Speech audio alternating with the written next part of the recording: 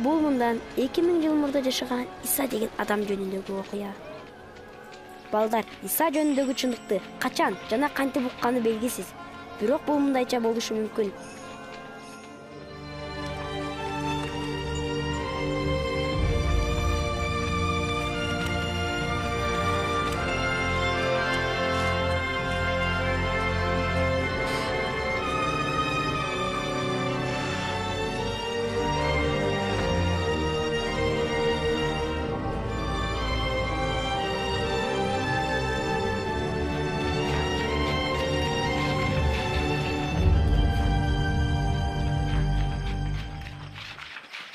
Сен ешким көргөн жокпу? Жок, менин дагы. Сеничи? Мени да. Кой анда тезирээк жөнөйлү.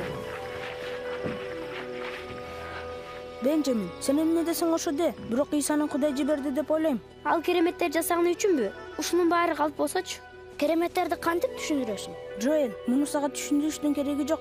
Кудай гана кереметтерди жасай алат.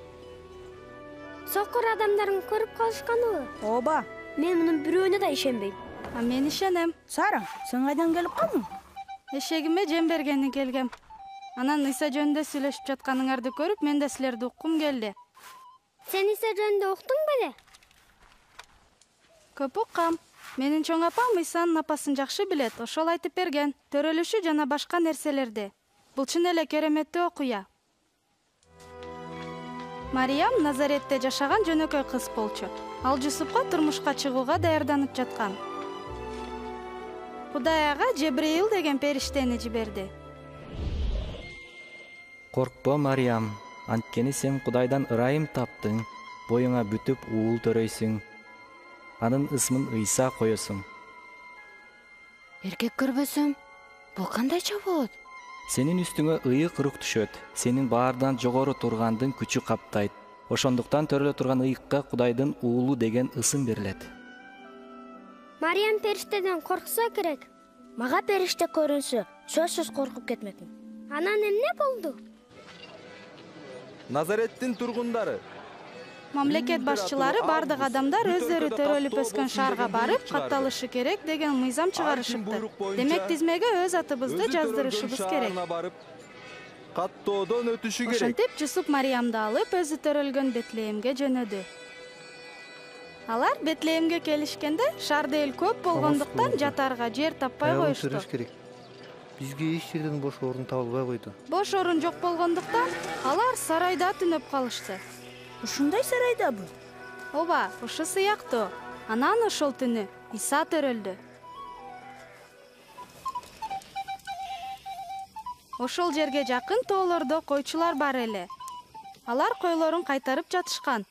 Капысынан эле периште пайда болду. Бүгүн Дөөт шаарында куткаруучу төрөлдү. Ал Машаяк Теңир экен. Койчулар ошол замат наристени көргөнү кетишти. Анын акырда жатканын элестетип көргүлөчү. Алар аны менин эшегимдикиндей акырга жаткырып коюшуптур.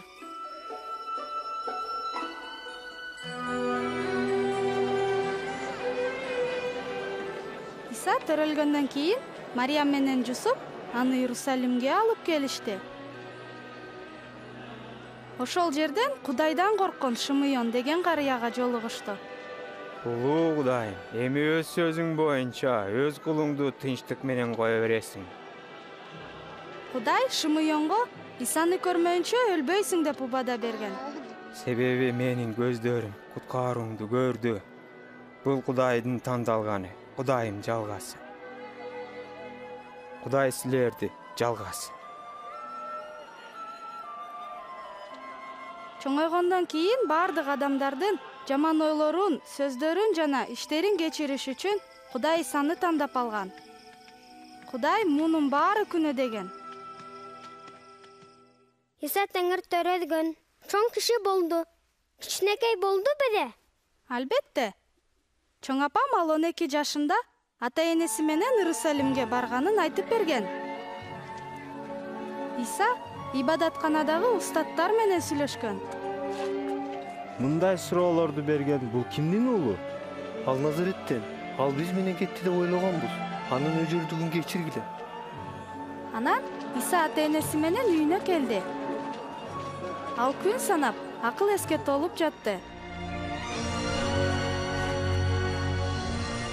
Ойдуңдун баары толтурулсун. Дөңдөрдүн баары. Бир күнү Иса чөмүлдүрүүчү Жаканга келди. Жакан адамдарды сууга чөмүлдүрүп жаткан. Ал Исаны да сууга чөмүлдүрдү.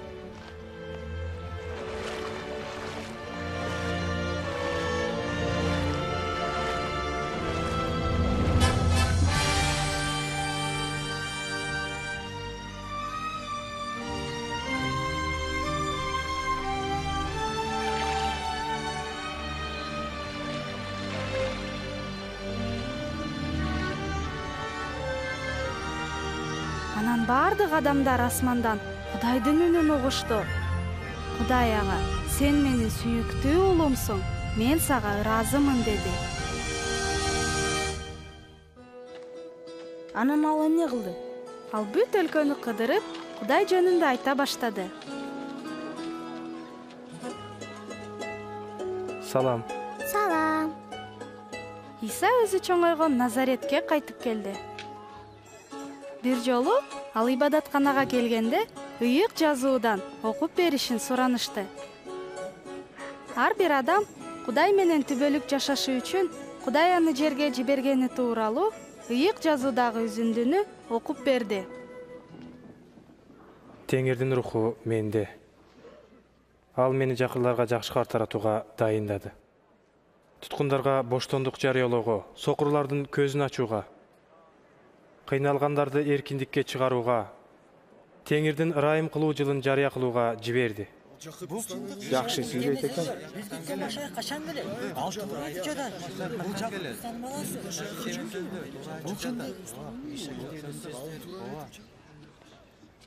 Силер угуп жаткан ушул пайгамбарчылык бүгүн орундалды.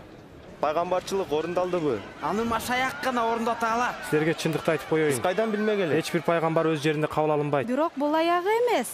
Иса Галилея деңизине карай бет алды. Көлдүн терең жерине сүзүп барып, торлоруңарды салгыла. Устат, биз түнү бою иштесек дагы эч нерсе кармалган жокпуз.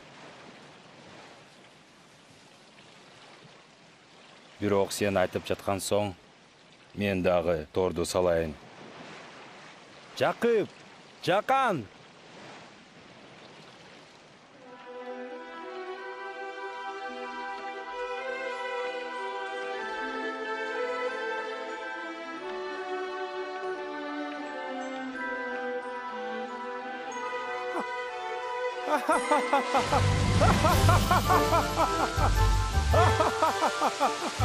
Жакып, Жакан, бизге жардам бергиле.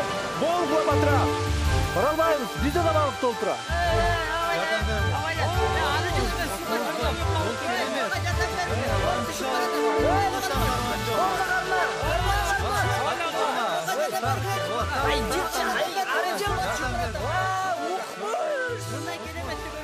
Ошондо Петр Иса Кудайдын уулу экенине ишенип калды.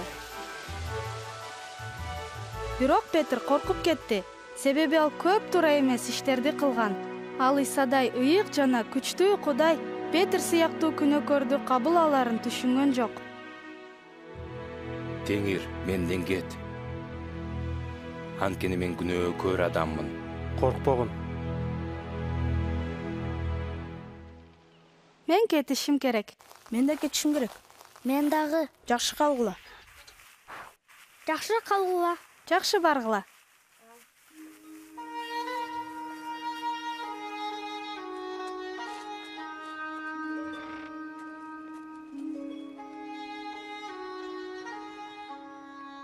Беня, кайда жүрөсүң? Дагы досторуң менен жүрдүңбү? Ооба ата. Халепте бар беле? Ооба ата. Ошол бала менен сүйлөшпөй жүргүн деп айтпадым беле? Атам неге? Анын атасы Иса жөнүндөгү ар кандай имиштерге ишенет. Мунун эмнеси жаман? Бизге Кудай улуу падышаны жиберерине ишенебиз. Сенин досуңдун атасы болсо, ошол падыша мал сарайда төрөлгөн деп ойлойт. Ха деп туруп айтып жатсачы? Жок, Бенжамин, мени менен талашканыңды кой. Макул ата. Мага келгиле. Мени уксаңар тирүү каласыңар. Аны издегиле, чакыргыла. Себеби ал бизге жакын. Адилетсиз өз жолун, мыйзамсыз өз ойлорун таштап, Теңирге кайрылсын. Ал ырайымдуу жана кечиримдүү. Бардык күнөөңөрдү кечирет. Токтой тургула. Бүгүн эмне болгонун айтып берейин. Айтып берчи. Иса ибадатканада Кудайдын сүйүүсү тууралуу айтты. Ибадаткананын ичинде да, тышында да эл толтура экен. Иса! Иса! Суранам, менин кызымды куткар. Иса! Ал өлүм алдында, ал болгону 2 жашта. Иса! Суранам, бизге жардам бер. Жайыр, уксам. Жайыр, кызым каза болду. Иса! Кызым көз жумду. Устатты бара кылбай эле кой. Коркпо. Бирок ишен ошондо куткарылат.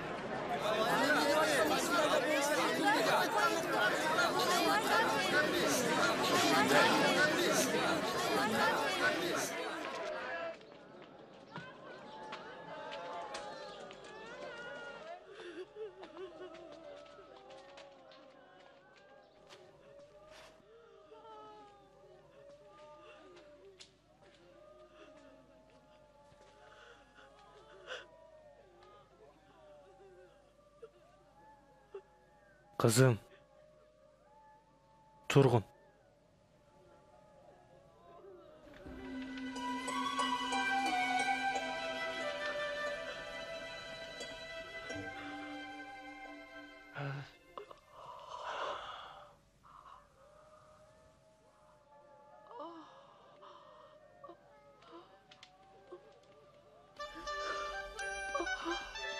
Ага, тамак бергиле. Чын эле ушундай болгонбу? Ошондой болсо да, кыздын ооруганына ишениш кыйын. Менин атам болсо Исанын достору туура эмес кылышат деп айткан болчу. Алардын баары күнөөкөр. Ооба, ошондой. Анткени Иса ар бир адамды сүйөт жана аларга кам көргүсү келет. Атам мага Матай деген адам жөнүндө айтып берген. Ал шаардын кире беришинде салыкчы болуп отурчу экен.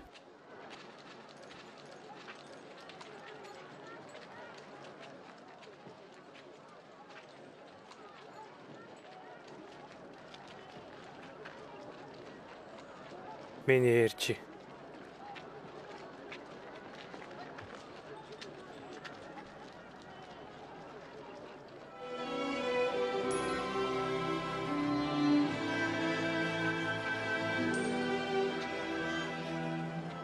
Матай Иса тандап алган 12 шакирттин бирөөсү болчу.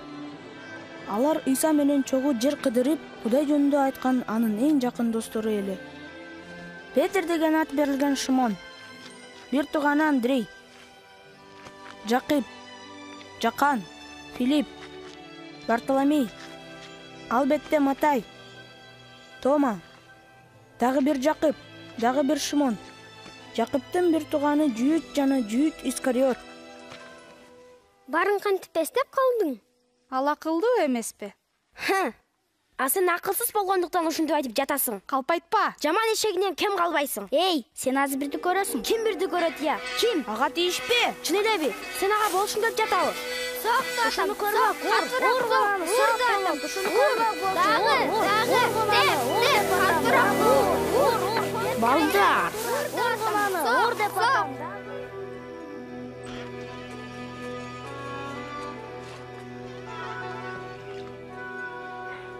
Ай, ооруп кетти. Жараатты айыктырбаса жаман болот.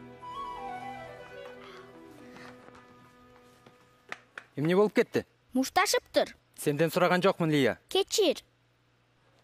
Хали мен ушуп кеттим. Алар Иса жөнүндө сүйлөшүп жатышкан. Сааралардын сарайында дайыма жолугуп турушат. Бул жолугушуулардан жакшылык күтпө. Иса биздин падышабыз эмес, падышабыз болбойт дагы. Ата, Иса чынында эле Кудайдын уулу болуп жүрбөсүн? Болду, жетишет.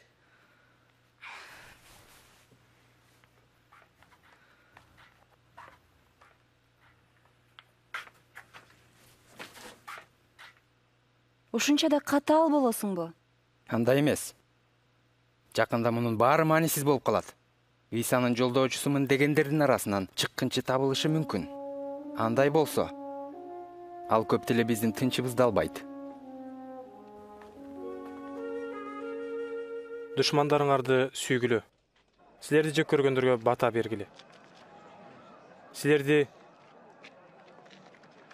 куугунтуктагандар үчүн сыйын кыла.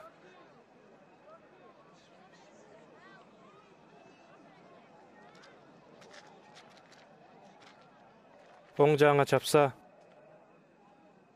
сол жагыңды тосуп бер.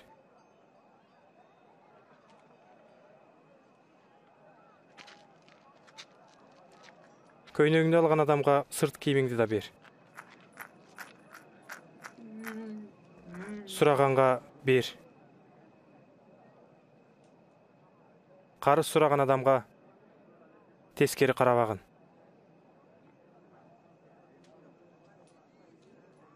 Сага кандай мамиле кылышын кааласаң, сен да ошондой кыл. Анын ким экенин билгим келет. Сен аны машаяк деп ойлойсуңбу?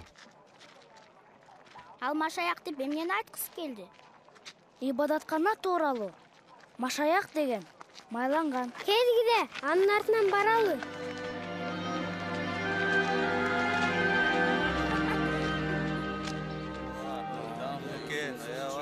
İnsan keremetlerini gördüңөрбү?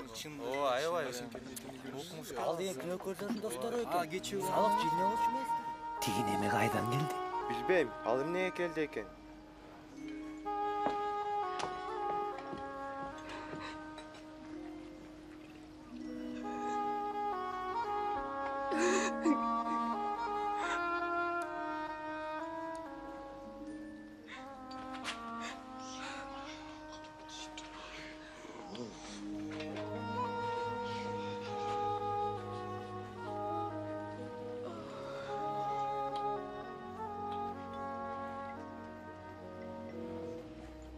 Эгерде ал пайгамбар болсо, ага кол тийгизип жаткан аялдын ким экенин билмек. Бул болсо күнөөкөр аял. Шимон, мен аны билем. Мен уксаң, бир киши эки адамга карызга акча берет. Бирине 500, экинчисине 50 динарий. Алардын бере турган эч нерсеси жок болгондуктан экөөнү тең кечирип коет. Алардын кимиси аны көбүрөөк сүйөт? Көбүрөөк карызы кечирилгени деп ойлойм. Туура айттың. Бул аялды көрдүңбү? Мен сенин үйгө келгенимде сен мага бутумду жууганга суу берген жоксуң. Бул аял болсо бутума көз жашын төгүп чачы менен сүрттү. Сен мени өпкөн жоксуң. Ал болсо мен келгенден бери бутумду өп жатат. Сен менин башымды майлаган жоксуң. Ал болсо менин буттарымды майлады. Анын көп күнөөсү кечирилди. Ошон үчүн бул аялдын сүйүүсү башкалардыкынан күчтүүрөөк. Ал эми аз кечирилгендин сүйүүсү күчтүү эмес.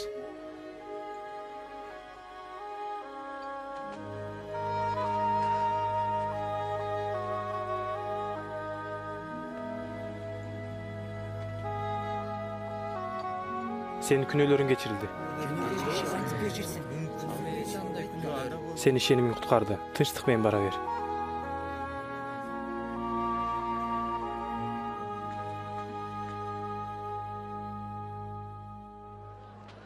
Ата, мени үйдө көтөрчү. Кел, ийниме отур. Эми көрдүңбү? Мен Исаны көрдүм. Себүү үчүн чыкты. Кээ бир үрөндөр жол боюна түшүп, тапталып калды. Канаттуулар аларды жеп кетишти. Кээ бирөө таштак жерге түштү. Өсүп чыккандан кийин ал үрөнгө нымдуулук жетишпей кургап калды. Кээ бирөө тикенектин арасына түштү. Өсүп келе жатканда тикенек басып калды. Кээ бирөө жакшы жерге түштү. Анан ал үрөөн өсүп чыгып 100 эсе түшүм берди. Бул үлгү насаттын мааниси мындай. Үрөөн Кудайдын сөзү. Жол боюна түшкөндөр сөздү уккан адамдарды билдирет. Бирок кийин шайтан келет да алар ишенбесин, куткарылбасын деп жүрөктөрүнөн сөздү алып кетет. Таштак жерге түшкөндөр сөздү угуп, кубанып, кабыл алган адамдарды билдирет. Бирок тамыры жок болгондуктан алар убактылуу гана ишенип, сыноо убагында ишенимден четтеп кетишет. Тикенектин арасына түшкөндөр сөздү угуп, жемиш бербеген адамдарды билдирет. Алар түйшүккө батып, байлыкка азгырылып, жашоонун рахатына берип кетишет да жемиш беришпейт.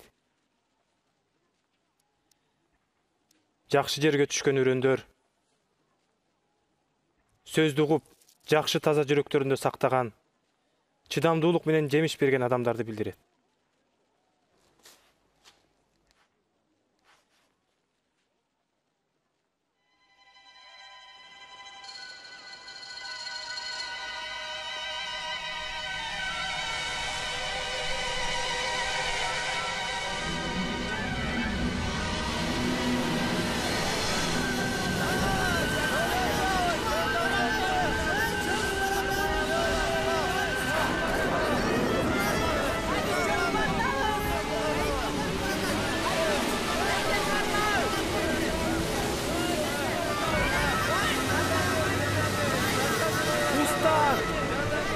Usta, Isa!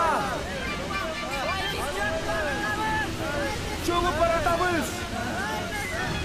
Bizi sahtagör! Bizi kutkar usta!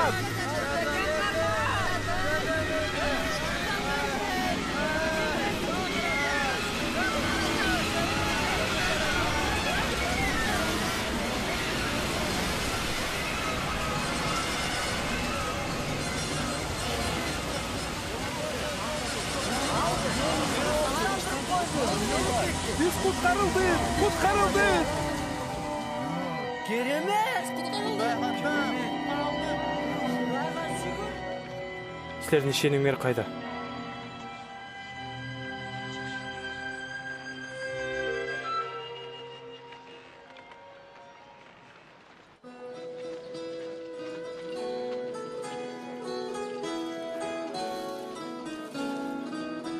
Мага мунусу жакты.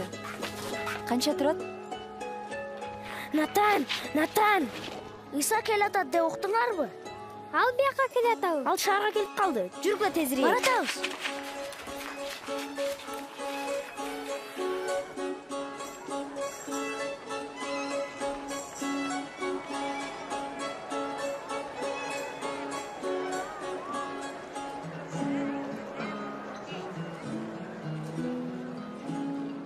Сени урганым үчүн кечирим сурайм.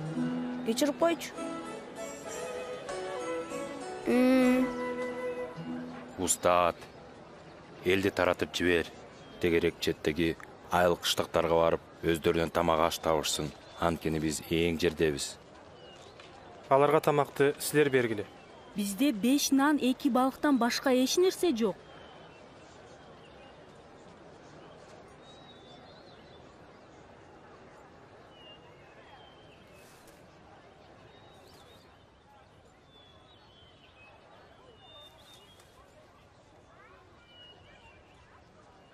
Өзүнүн даңкы үчүн жерге батасын төгүп, бизге наан берген Кудай Теңирибизге алкыш.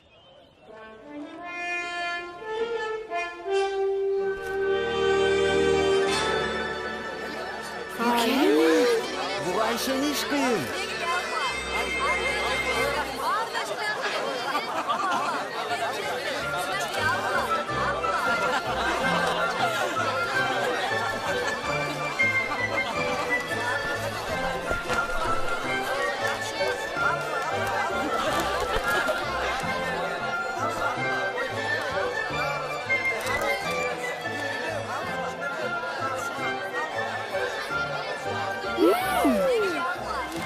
Иса Кудайдын эмне экенин дагы эле ишенбей жатасың?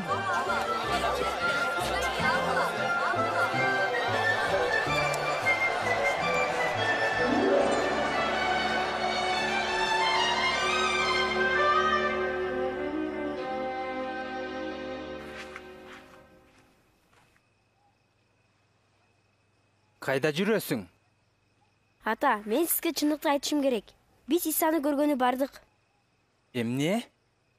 Ата, мен дагы эле көргөн көзүмө ишене албай жатам. Болгону 2 балык жана бир нече нан менен ал ушунча көп элди тойгузуп койду. Ким билет, Джонатан, ал чын эле машаяк болсочу. болбогон нерселерге ишеништин кереги жок.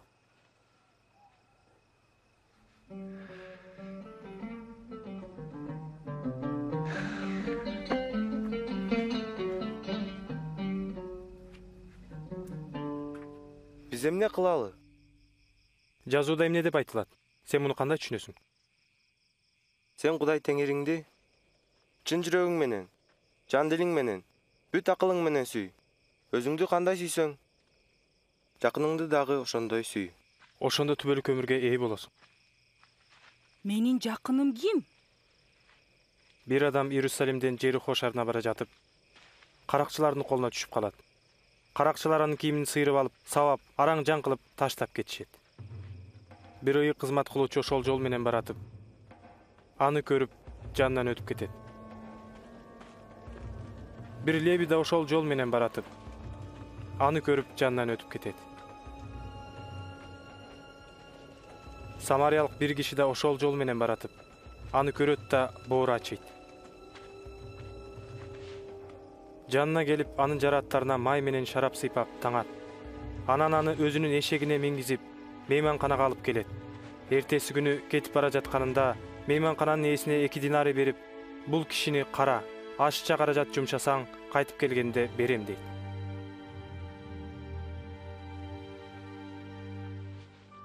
Ушул үчөөнүн кимиси тонолгон адамдын жакыны болот деп ойлойсуң? Ага кам көргөнү? Ооба, сен да ушундай кыл. Оп. Балдардын мага келүүсүнө тоскоолдук кылбагыла. Кудайдын патшачылыгы ушундайлардыкы. Силерге чындыкты айтып коеюн. Ким Кудайдын патшачылыгын бул балдардай болуп кабыл албаса, ал ага кирбейт. Эгерде ким балдарды менин ысымым үчүн кабыл алса, ал мени жиберген Кудайды кабыл алган болот. Ким баарынан кичине болсо, эң чоң болот.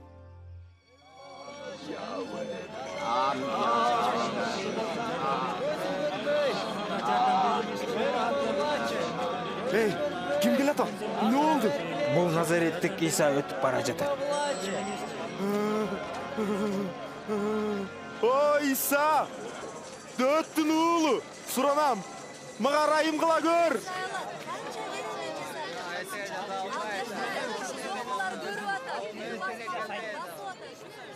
Сен менден эмнени каалайсың? Көзүм көрүп калса экен.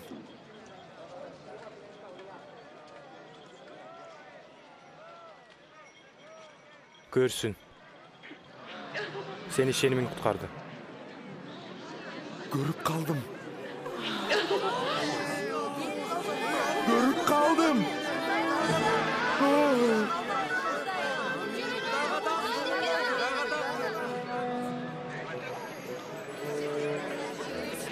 Ал киши эле пайгамбар экен. О, теңирим, мени сактагын. Теңирим, устатым, мени сакта. Теңирге алкыш. Теңир, бизге туура жолду көрсөт. Мен аны көрүп жатам. Тигине.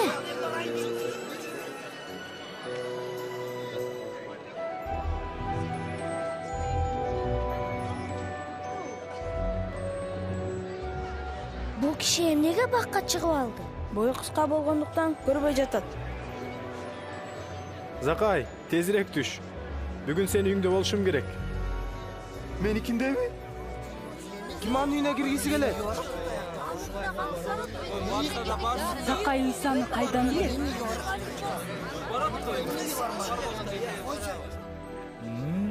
Аябай дамдуу экен. Мага тигинен берчи. Амабы? Рахмат. Сонун экен. Суусундукпу? Чоң рахмат. Укула. Мал мүлкүмдүн туура тең бөлүгүн жакырларга берем. Эгерде кимди алдасам, 4 эсе кайтарып берем. Чын эле айтып жатам.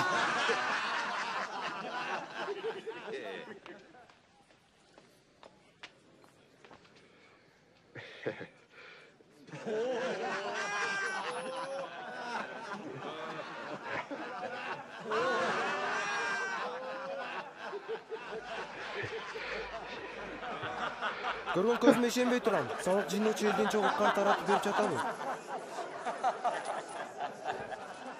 Бүгүн бул үйгө куткарылуу келди. Анткени бул адам дагы Ибрайымдын урпагы экен. Адам уулу жоголгонду издеп таап куткаруу үчүн келген.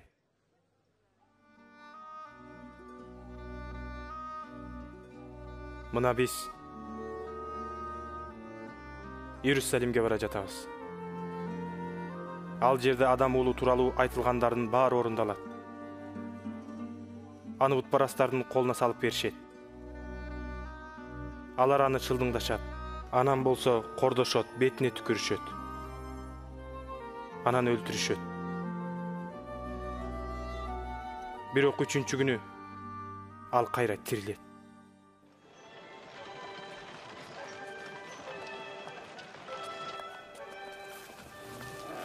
Сара, салам. Салам. Салам. Эй, бул жер башкача болуп калыптыр. Туура, Саранын эшеги жок. Мен аны убактылуу бирөөгө бердим. Сенин эшегиң кимге керек?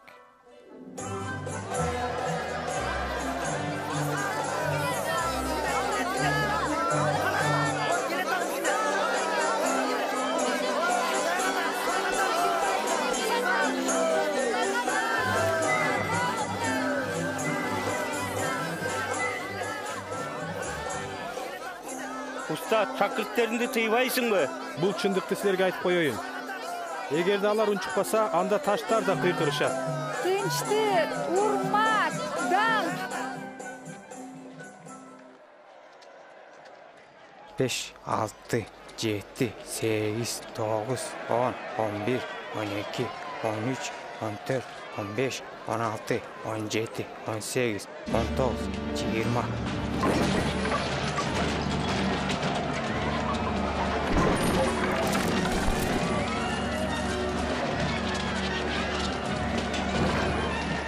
Sen ne için bunçalık açılandın?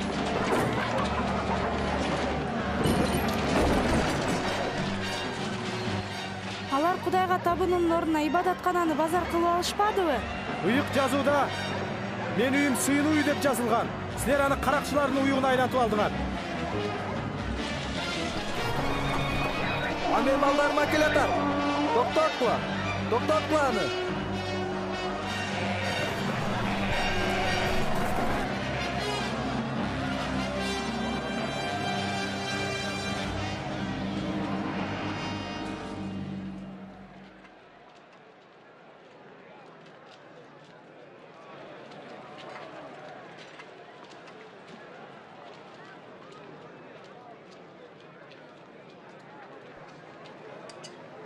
Экеле тыйын го. Ушунча да азбы? Силерге айтам. Бул жарды жесир аял бардыгынан көп салды. Башкалардын бардыгы өздөрүнөн ашканды салышты. Ал эми бул аял колунда болгонун, тамакка деген акчасын баарын салды. Устат, сени туура сүйлөп октарыңды билебиз. Сен эч кимге бет карамачылык кылбайсың. Кудайдын мыйзамдарын туура уктасың. Жооп берчи. Биз Рим падышасына салык төлөшүбүз керекпи, же салык төлөбөшүбүз керекпи? Теңир сак бол. 1 динар эле көрсөткүлөчү. Күмүш тыйындыбы?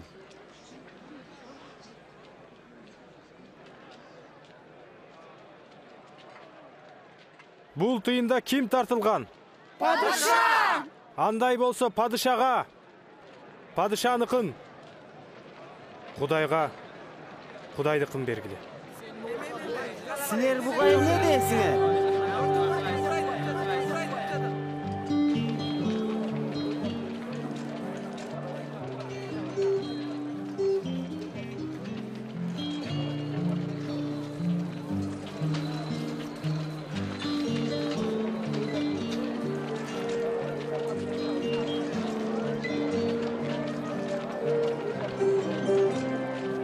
Карасаң, бул Петр экен. Ал эмне кылып жатат?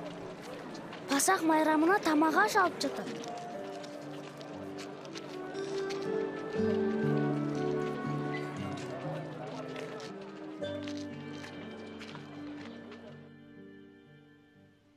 Азап тартардын алдында мен пасак тамагын силер менен жегенди каалаган элем. Анткени Кудай патшачылыгында жей турган убакытка чейин силер менен жебейм.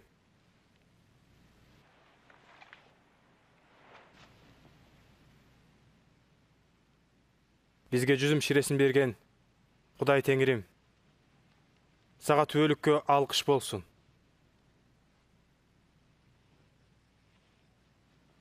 Муну алып өз ара бөлүшүп ичкиле.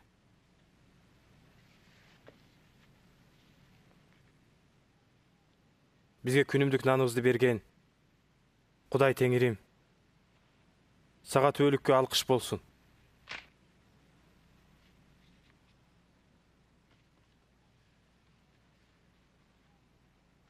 Бул силер үчүн бериле турган менин денем. Муну мени эскерүү үчүн кылгыла. Бул чөйчөк силер үчүн төгүлө турган, менин каным менен бекитиле турган жаңы келишим. Мага чыккынчылык кыла турган адам мени менен отурат. Анткени адам уулу белгиленген жол менен бара жатат. Бирок ким аркылуу кармалып берилсе, ошол адамга кайгы. Мен эмесминби? Ким чыккынчылык кылат? Теңир, ал ким? Мен сени эч качан таштабайм. Теңирим, мен сени менен түрмөгө отурууга да, өлүмгө да даярмын. Петир, сага айтып коеюн. Ушул түнү короз кыйкырганга чейин сен мени билбейм деп 3 жолу танасың.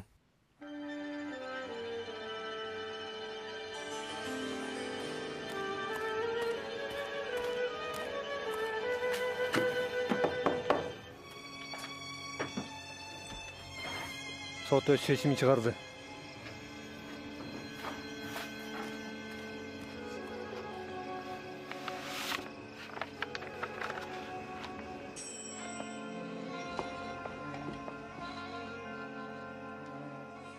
Джонатан, эмне болуп кетти?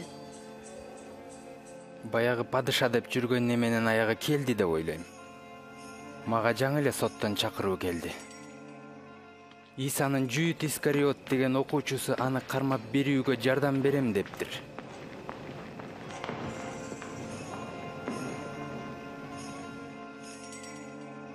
Алар аны кантип көндүрүшүптүр? Оңой эле. 30 күмүш тыйынга. Кечинде алар Исаны колго түшүрүп, анын качып кетишине жардам беришет. Жок. Кереги жок.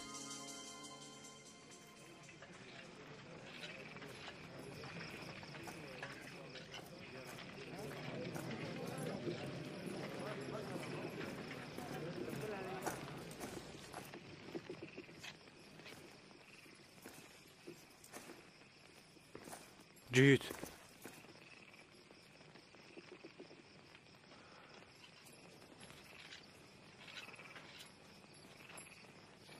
Сен адам уулун өөп туруп салып бересиңби? Теңир, кылыч менен чаап салалы. Кармагыланы. Токтоткула, жетишет.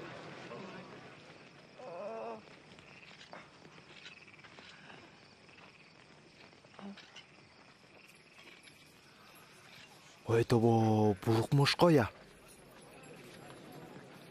Каракчыны кармачыдай болуп мени кармаш үчүн кылыч сойлу алып чыктыңарбы? Силер менен күн сайын ибадатканада болгонумда мага каршы чыккан жок элеңер. Азыр болсо силердин убагыңар.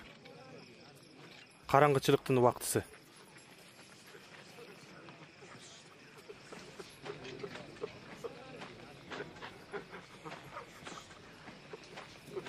Камагыланы.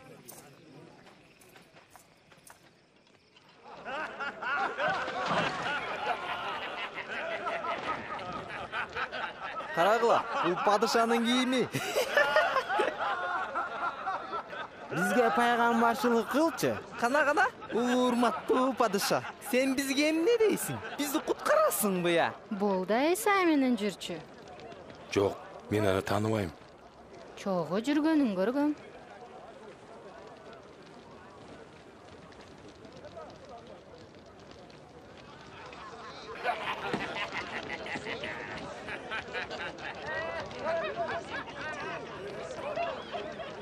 Сен да ошолордонсуң?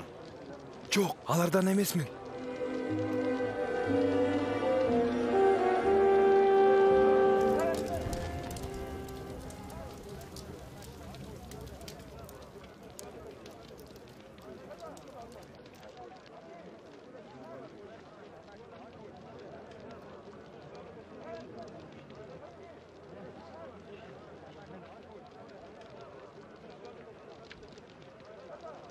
чын эле бул да аны менен жүргөнүн көргөм. Анткени ал Галилеядан болот. жөн турчу. Сен эмне деп жатканыңды түшүнбөй турам.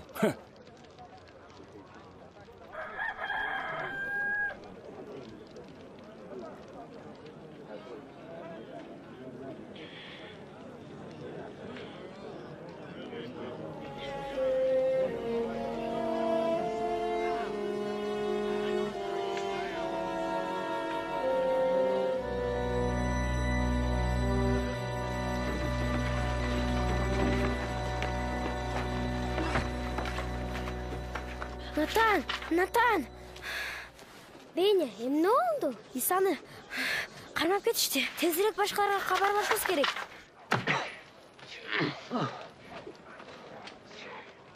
Seni kim çaptı? Кана, сени ким чапканын тапчы.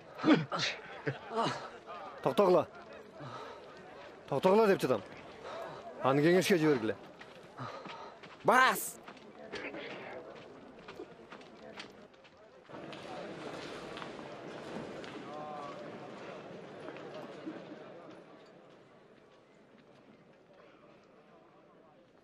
Кана, айтчы.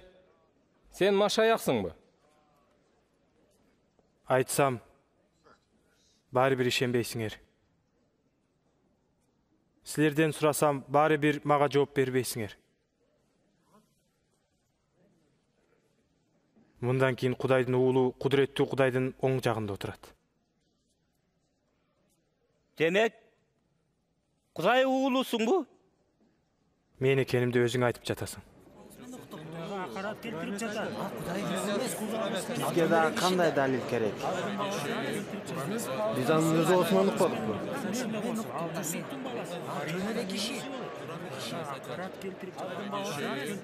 Пилатка алып баралы. Ова, алып кеткиле.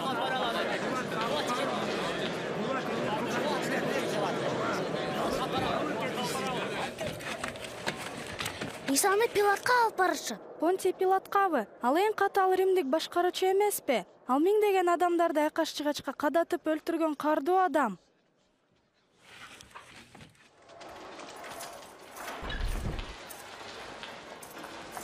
Bas.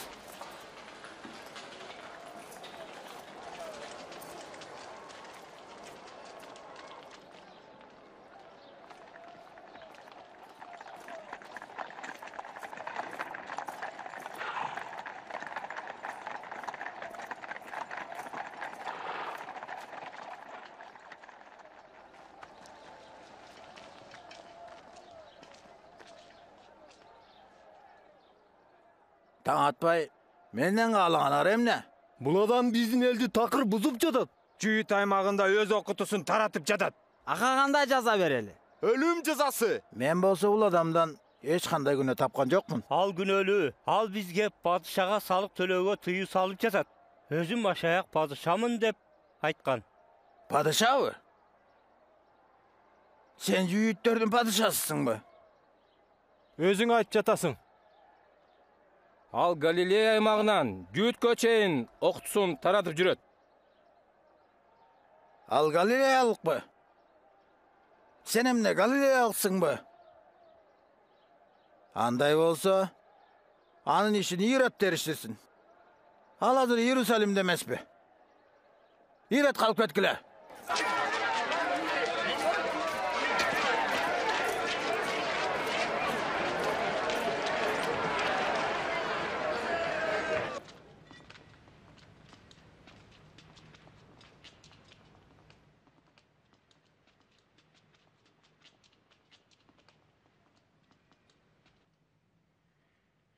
Sen özüңdü kim деп алгансың?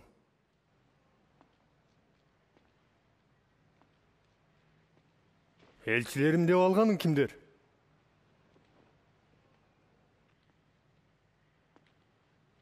Seni керемет көрсөтөт деп жатышат го.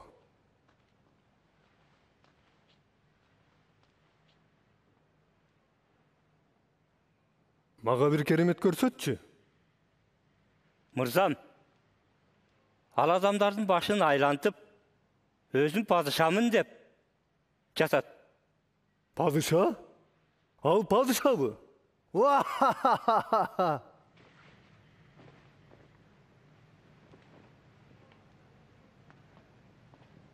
урматтуу. Жазылагыла. Жауап калып кеткиле. Ошол чечсин. Мен андан өлүмгө татыктуу эч нерсе тапкан жокмун. Ошондуктан жазылап туруп, анан кое берем. Келе жаткан майрамга карата сен бизге бир туткунду бошотуп бермек эмес белең? Бизге барабаны бошотуп бер. Барабаны болсо жазала. Ооба, бизге барабан бошот.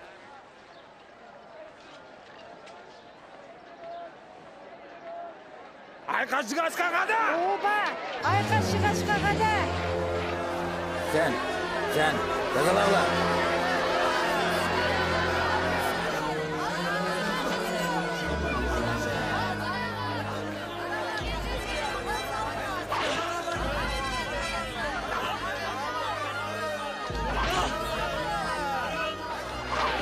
Ал жамандык кылган эмес. Kaç! Dur mınday! Mınday turgula! Жолду бошотупла! Ары тургула! Болгула! Кимге айтып жатам? Алар аны эмне кыйнап атышат? Атка! Атка! Hey! Atın kim? Мен Кирениялык Шимонмун. Sen көтөр.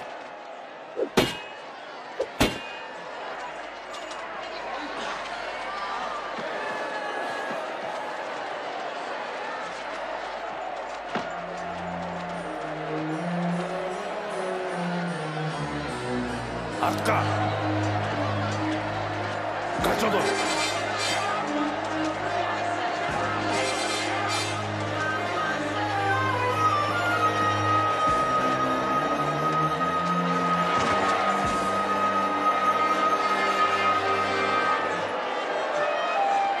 Bul жака!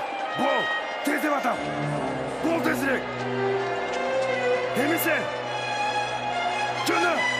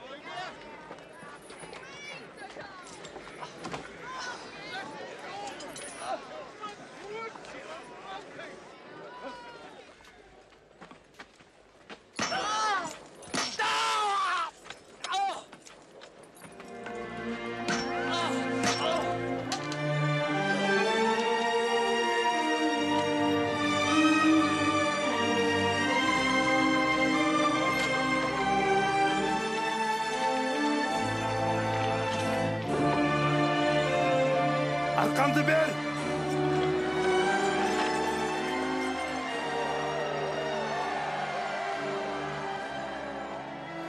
Аталарды кечир.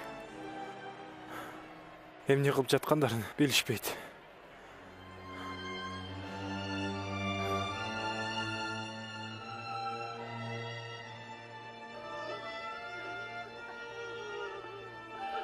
Башкаларды куткаргансың. Эми өзүңдү куткарчы. Машаяк болсоң, өзүңдү куткар. Айкаш-чыгаштан түш. Өзүң үчүн керемет жаса.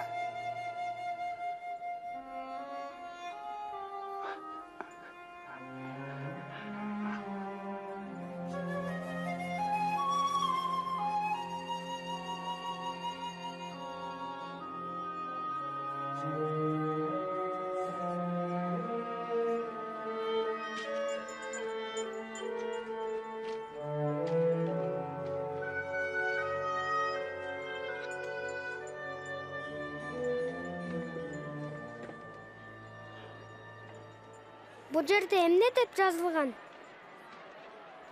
Жүйүттөрдүн падышасы. Иса падыша болсо эмнеге аны кыйнап жатышат? Мен билбейм.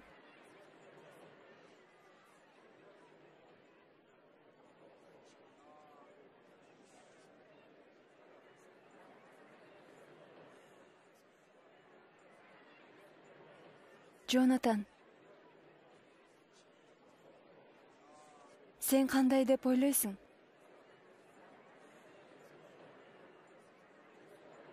Ал мош аякпы?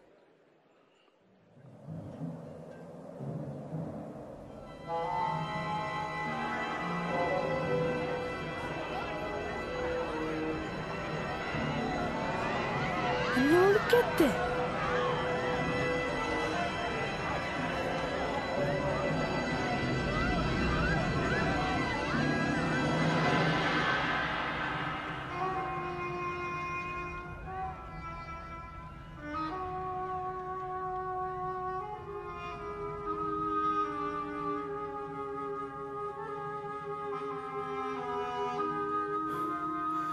Ата.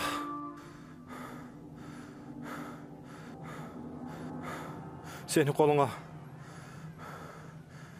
canımdı tavşıram.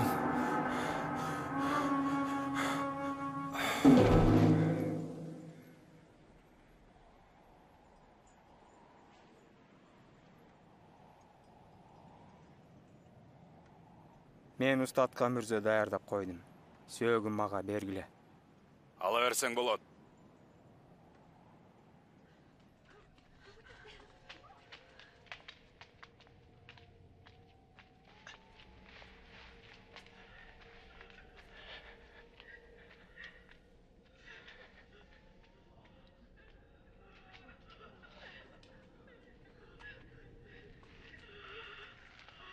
Бизди кечир, биз сени менен баралы. Мен жардам берем. Бол тезирээк, ишемби болуп калды.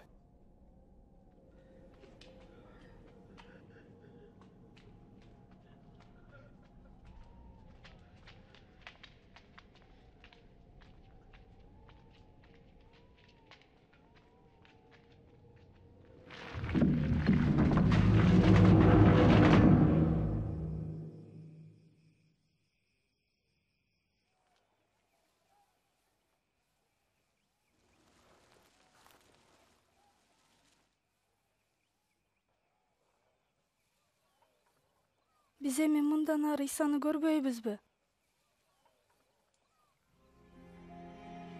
Кое турсаңар?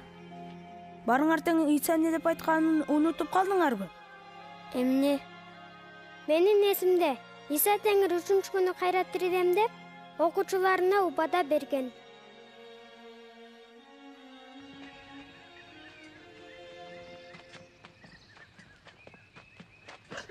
Караңачы, ташты алып салышыптыр.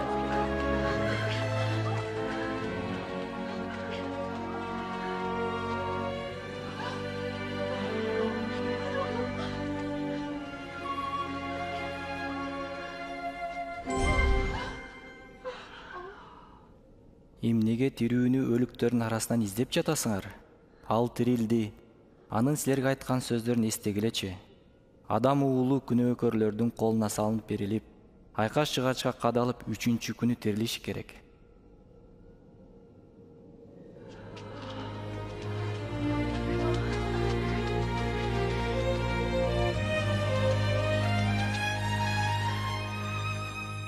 Уксаңар, күмбөздөгү ташты алып салышыптыр.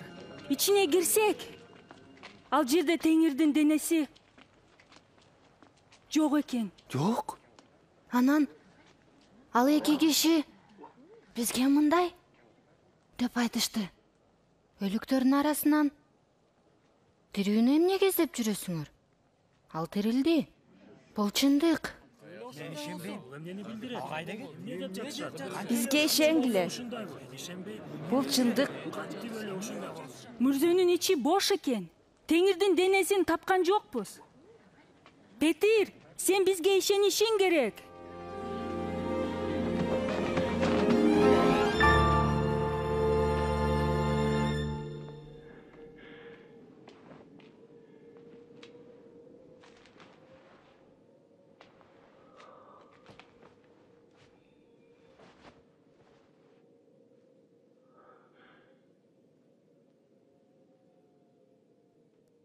Теңир чынында эле тирилиптир. Шымонданы көрдү. Ал биз менен баратканда. аны тааныган жокпуз. Нан сындырып жатканда таанып калдык. ыйсаныбы? Ал кайдан келди?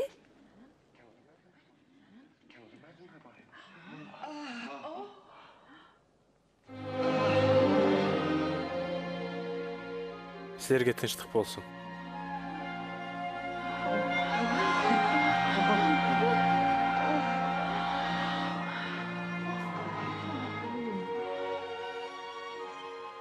Эмне коркуп кеттиңер? Силер эмнеге шектенип жатасыңар? Карагылачы. Мен колдорумду, буттарымды. Бул мен өзүммүн. Колуңарды тийгизип көргүлө. Коркпогула. Элестин сөөгү да, денеси да болбойт. Буга чейин силер менен бирге жүргөнүмдө Торат, пайгамбарлар жана Забур китептеринде мен тууралуу жазылгандар орундалыш керек деп айтпадым беле. Ал жерде Машаяк азап чегип өлүп, бирок 3-күнү тирилиши керек. Иерусалимден баштап бардык элдерге алардын күнөөлөрү кечирилиш үчүн анын ысмынан тобо кылуу жарыяланышы керек. Халеп Исаны Кудайдын уулу дегенинде мен ага ишенген эмесмин. Бирок Иса кереметтерди жасап, Кудайдын сүйүүсү жөнүндө айтканын уктум. Ошондой эле аны аябай кыйнагандарын, урганын көрдүм. Анан аны айкач-чыгачка кадап өлтүрүштү. Анан анын денесин алып кетишти. Мен кайра Исаны көрөм деп ойлогон эмесмин. Бирок Кудай убадасын аткарып, керемет болду. Ал Исаны кайра тирилтем деген. Ал мындай деген: эгер Иса Кудайдын уулу экенине ишенсеңер, анда түбөлүккө бирге жашайсыңар. Мен да ушуну каалайм. Анан кубанып жатам. Мына, бул окуя ушинтип бүттү. Бул чындык. Сен да, менин досторум Халеп, Джоэл, Натан жана Беня менен Исанын ким экенине таң калдыңбы? Мен Иса Кудайдын уулу экенин угуп, ага кантип ишенип калганыңды, аны өз жашоомо чакырганыңды көрдүң. Сен да чечим чыгарышың керек. Иса сенин күнөөлөрүңдү кечиришин каалайсыңбы? Сен мындай дешиң мүмкүн: жакшы түшүнгөн жокмун. Же алгач атам-апам менен сүйлөшүп көрөйүнчү. Же мен азырынча даяр эмесмин. Досум, эгер сен азыр ооба, мен Иса Теңирди өз жүрөгүмө чакыргым келет. Иса менин баардык күнөөлөрүмдү, жаман иштеримди, ойлорумду жана сөздөрүмдү кечирсин десең, эгер сен Иса Теңир менен түбөлүккө бирге жашагың келсе, Кудайга ооба деп айткың келсе, анда өз сөзүң менен Кудайга кайрыл, же бул сыйынууну менин артымдан кайтала. Кудай ата, Иса сенин уулуң экенине ишенем. Иса Теңир менин бардык туура эмес иштерим үчүн, ойлорум үчүн жана сөздөрүм үчүн өлгөнүнө ишенем. Суранам, менин күнөөлөрүмдү кечир. Иса Теңир түбөлүккө менен, менин ичимде жашасынчы. Суранам, сен каалагандай адам болууга жардам бер. Сыйынуума жооп бергениң үчүн рахмат. Сен ушул сыйынуу менен сыйынган келеби? Эгер макул болсоң, чогуу Кудайга кайрылалы. Мен азыр сыйынайын. Сен болсо менин артымдан ар бир сөздү кайтала. Кудай ата, Иса сенин уулуң экенине ишенем. Иса Теңир менин бардык туура эмес иштерим үчүн, ойлорум үчүн жана сөздөрүм үчүн өлгөнүнө ишенем. Суранам, менин күнөөлөрүмдү кечир. Иса Теңир түбөлүккө менин ичимде жашасынчы. Суранам, сен каалагандай адам болууга жардам бер. Сыйынуума жооп бергениң үчүн рахмат. Амин. Кудай сени сүйөрүнө, сени кечирерине жана дайыма сени менен болоруна ишен. Эгер сен биз менен сыйынсаң, бул тууралуу атаң менен апаңа жана досторуңа айтканың жакшы. Сен эми жашооңдо эң сонун саякатты баштадың. Бул Кудай ата жана Иса Теңир менен болгон достук. Кудайды сүйүп, аны түшүнүүгө төмөнгү кеңештер жардам берет. күн сайын ыйык китепти окушуң керек. Анда Кудай калтырган көптөгөн убадалар бар. Кудай менен сүйлөш. Сен аны менен бардык убакта жана бардык жерде сүйлөшө аласың. Досторуңа Иса жөнүндө айтып бер. Ага ишенгендер аны сүйгөндөр менен бир болууга аракеттен. Биз сага Иса Машиях жөнүндөгү чыныгы окуяны айтып бердик. Эми сен Иса жөнүндө досторуңа айтып бер.